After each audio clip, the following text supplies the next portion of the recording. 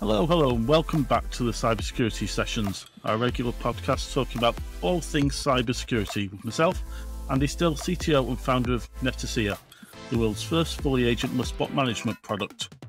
In this episode, we're going to discuss whether the cybersecurity industry is as accessible as it could be. Anyone who's involved in hiring will know it's usually a struggle to find talented people, with there being more jobs than there are available applicants. So it's easy to assume that it's an industry that's easy to get into and to progress in. Today, we're going to be discussing whether there is still problems within the cybersecurity industry, addressing things like skills gaps and ensuring that all communities are represented. To discuss this topic, we're lucky to be joined by Gabrielle Botbol, who has been helping find the next generation of security professionals. Welcome, Gabrielle. Great pleasure to talk to you today. Before we start, could you quickly introduce yourself for our listeners?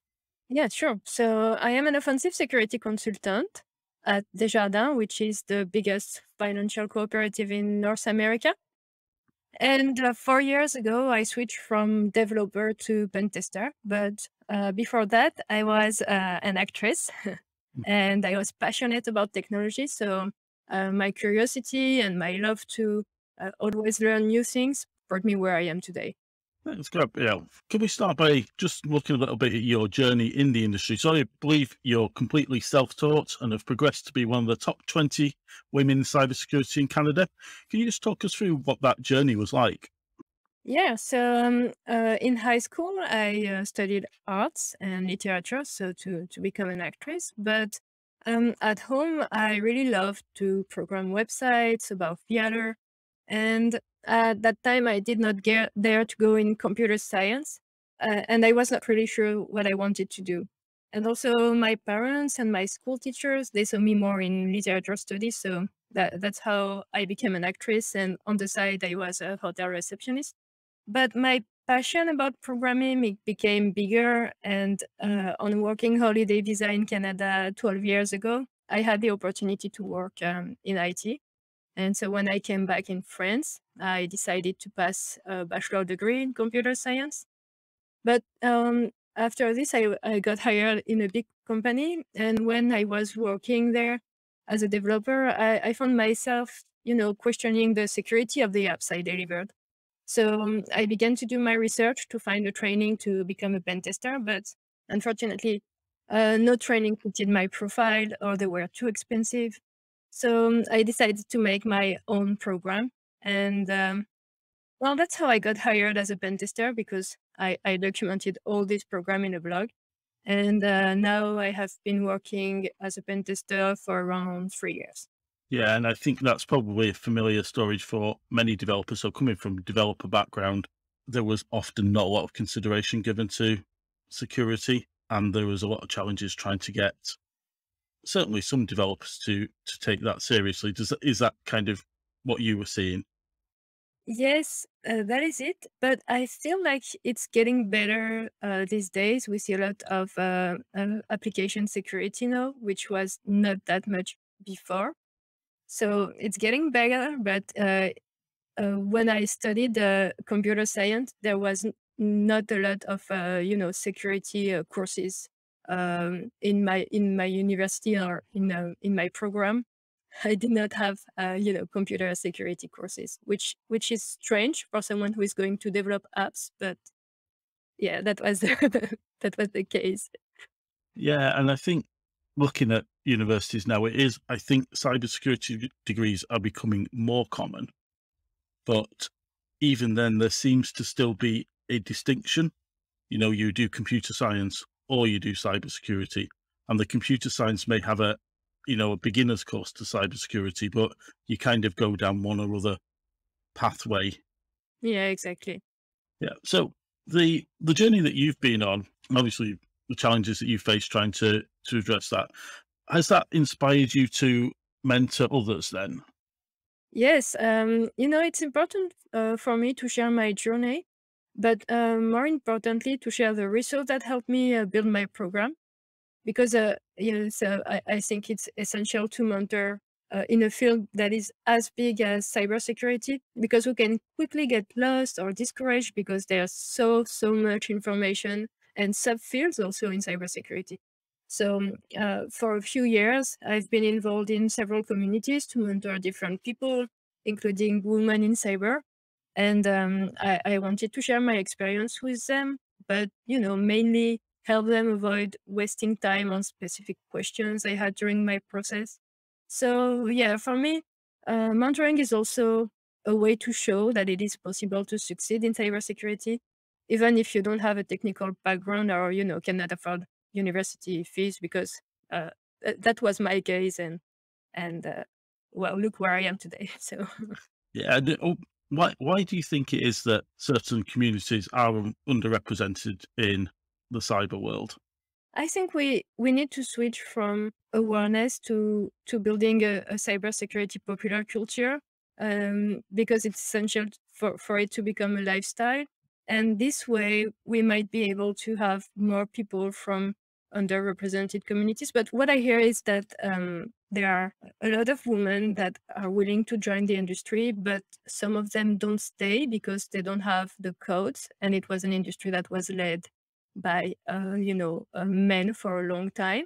But now I feel like it's getting better. There are a lot of programs to a lot of communities also to help women get in, and also GLBTQ plus and BIPOC, and a lot of people from underrepresented communities. So I feel like it's getting better, but I still think that we need to make it more broad, if you see what I mean.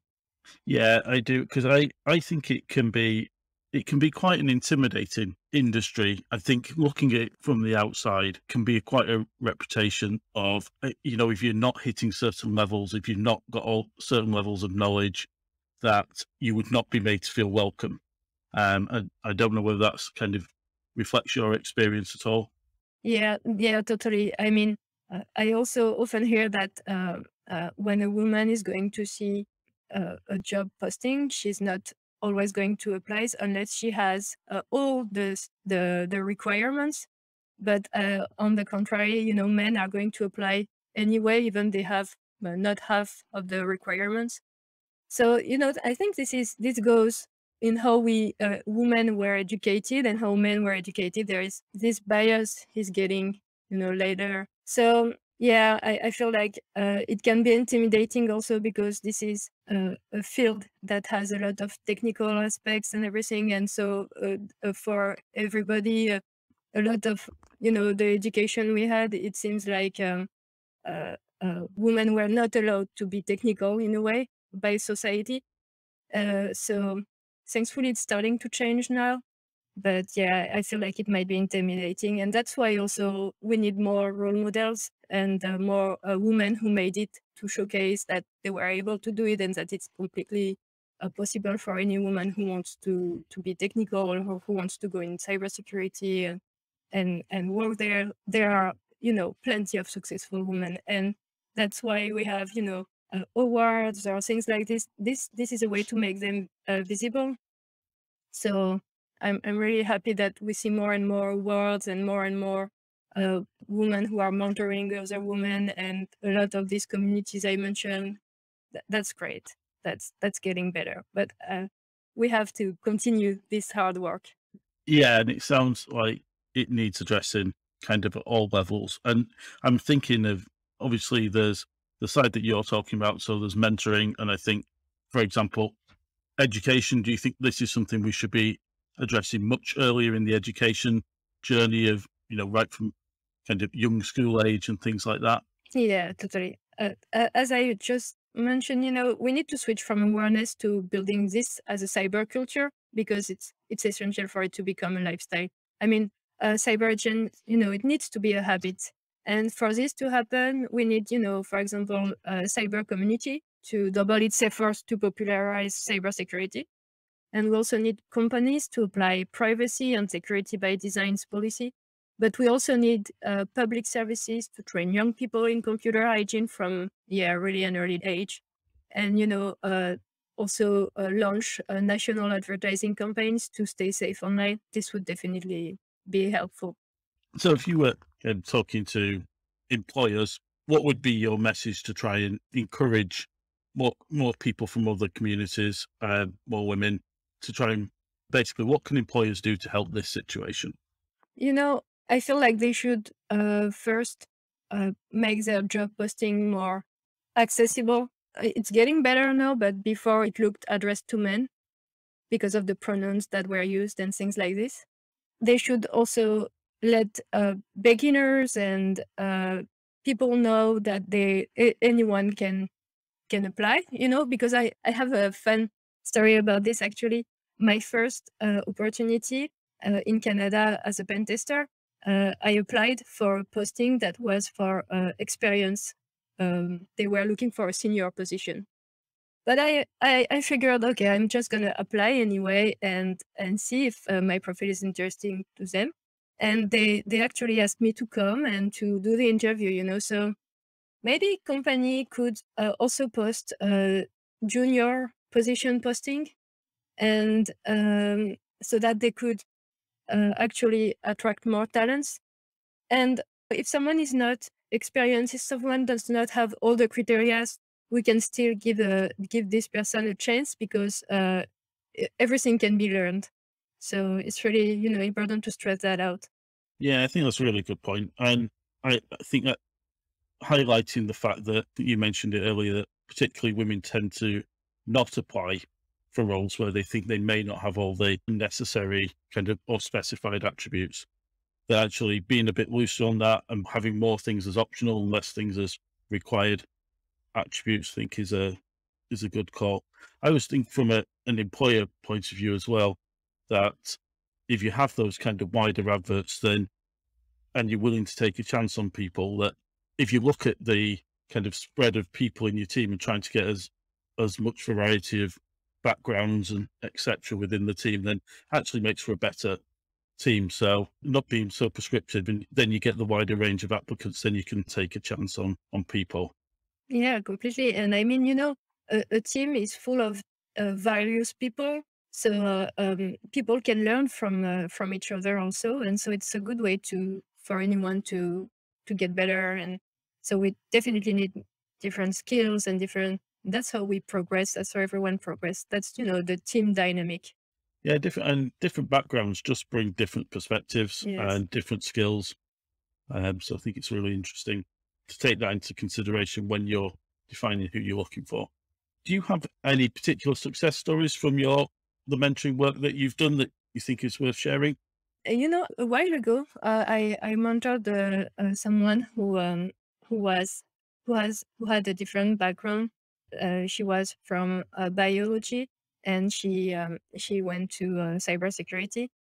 And today she's in cybersecurity, and she's very, very happy. And so yeah, that's the kind of thing that makes me want to continue on this effort, because I think it's important. She can show that it's possible and everything. So spread the word and Well, and it only takes one success story like that, and then hopefully that will spread, and you'll see more and more of those things. So if there are other people listening who want to get involved and do things like kind of the mentoring things that you do, how would someone go about getting involved in that? So there are a lot of different communities that offer a mentoring process for a lot of things. For instance, you have that is something that is very good. I'm going to talk at the Diana Initiative soon, and they offer the possibility to pair you up with someone who is going to help you with your talk if you want, to make it better before the D-Day. So you have this side also that is very, very, very great. And they also offer a mentoring opportunity if you want to help someone make their call for paper better.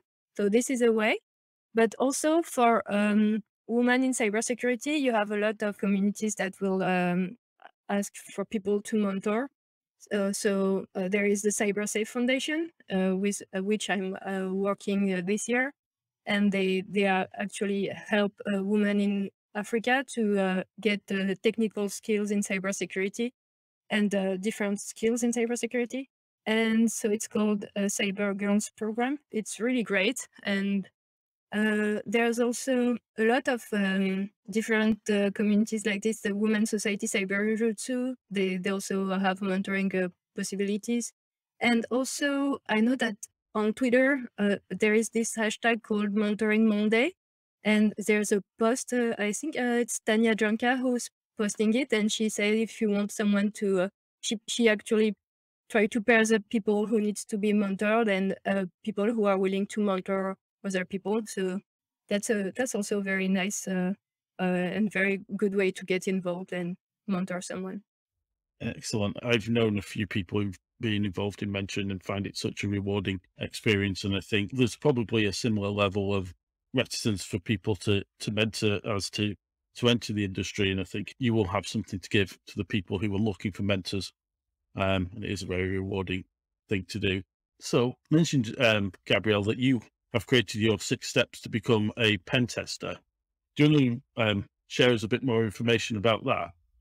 Yeah, sure. So I base my program on a lifelong learning education science concept called apprenance. And it briefly says that learning can take many different forms and it can happen in many different situations. And so I organized this program around 6 steps.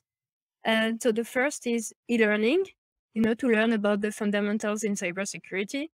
The second is conferences, to meet people, to network, and to learn about different topics in cybersecurity. The third one is capture the flag competition or capture the flag platforms to practice in a fun way. And the fourth one is internship, to get to know the industry from the inside. And the fifth one is volunteering, to meet like-minded people and to network, because it's really, really important to have a good network. And the sixth one is a learning expedition, to learn about research in cybersecurity. And as a resource, I can offer my blog, which is csbygb.github.io. And in there, I explain my steps, and I made also multiple libraries of resources to learn pen test. There's actually a link to my Git book there. And also, if you follow me on LinkedIn, I regularly post a list of resources about different topics. It can be in pen test, but it can also be in cybersecurity more generally.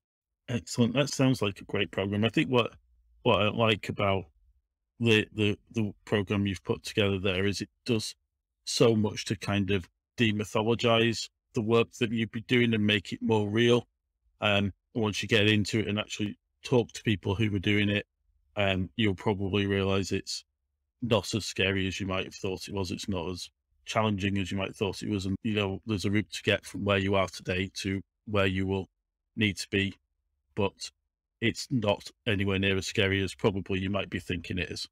Yeah, exactly. When you start to, take the steps and meet people and go to conference, you really see that first you discover new fields within cybersecurity that you maybe did not know existed. Like that's what happened to me. I saw that there were so many fields I had not imagined how broad it was. And yes, it really did dramatize the complexity of cybersecurity, and I realized that it's completely something really fascinating and really interesting, and not complicated as everyone is trying to make it complex. But it's totally something anyone can do, and in different ways. And you know what I like also? It's very various, and it can be law, it can be politics, it can be technique, it can be mathematics, it can be philosophy, psychology. It's so different topics in the one same area. It's really really fascinating. Yeah, it's really easy to get to something that's quite rewarding as well. You'll soon get to the point where you've genuinely made a difference and you've stopped something bad from happening to someone, which adds a lot of value to what you're doing when you can see that kind of real world impact. Yeah, I mean, I have this feeling when I'm doing pen test and I discover vulnerability. I'm very happy because I feel like this way the application is going to, or the system is going to be better and more secure, and that's really a really rewarding feeling. Yeah, it is. You've genuinely stopped someone's data from being stolen, some system from being compromised.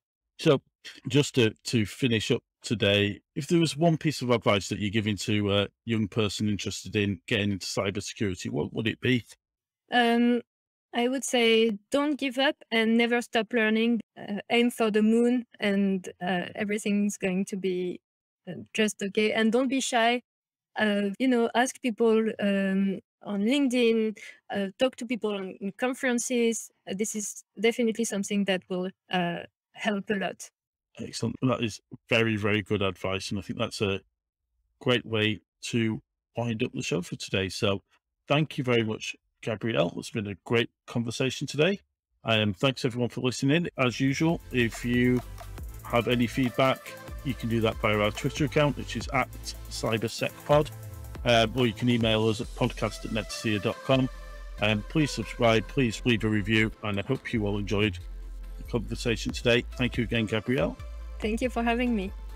And goodbye, everyone. We'll see you on the next episode.